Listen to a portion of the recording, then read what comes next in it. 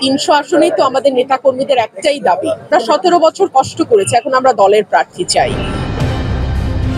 বাংলাদেশের রাজনৈতিক অঙ্গনে বাড়তে শুরু করেছে নির্বাচনের উত্তাপ। শনিবার ব্রাহ্মণবাড়িয়ার আশুগঞ্জের তারুয়া বালিকা উচ্চ বিদ্যালয় মাঠে বাংলাদেশ জাতীয়তাবাদী ওলামা দল আশুগঞ্জ উপজেলা শাখার সংবর্ধনা ও পরিচিতি সভা অনুষ্ঠিত হয়েছে। সভায় প্রধান অতিথি হিসেবে উপস্থিত ছিলেন বিএনপির কেন্দ্রীয় নির্বাহী কমিটির সহ আন্তর্জাতিক বিষয়ক সম্পাদক ব্যারিস্টার রুমিন ফারহানা।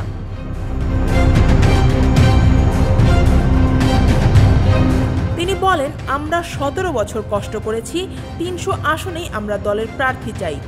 দল যাকে মনোনয়ন দিবে নিশ্চয়ই তিনি যোগ্য হবেন।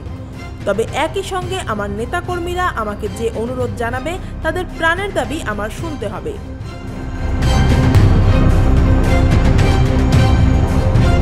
রুমিন ফারহানা জানান, জনগণের সঙ্গে তার সম্পর্কই তাকে রাজনৈতিক জীবনে এই পর্যায়ে পৌঁছে দিয়েছে। ভোটারদের সিদ্ধান্ত এবং নেতাকর্মীদের মতামত তার জন্য অত্যন্ত গুরুত্বপূর্ণ।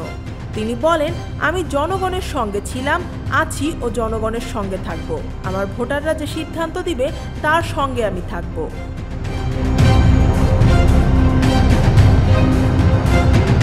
নির্বাচনী জোট ও আসন বণ্টন নিয়ে তিনি জানান, বিএনপি এখনও সব আসনে প্রার্থী ঘোষণা করেনি। বিভিন্ন দলের সঙ্গে জোট গঠনের প্রক্রিয়া চলছে এবং স্থগিত রাখা আসনগুলোতে অতি দ্রুত প্রার্থী ঘোষণা করা হবে। বিএনপির সঙ্গে অন্যান্য দলগুলোর জোট গঠনের কথা চলছে। জোটেরা যে আসনগুলো চেয়েছে সেগুলো আপাতত স্থগিত রাখা হয়েছে। অতি দ্রুতই এই আসনগুলোতে প্রার্থী ঘোষণা করা হবে।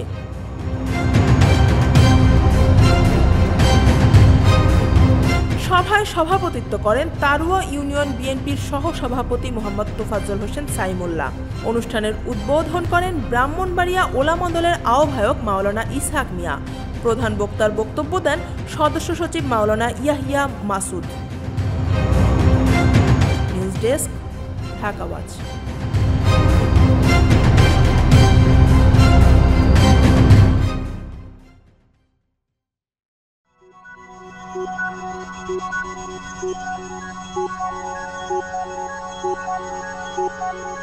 Thank you.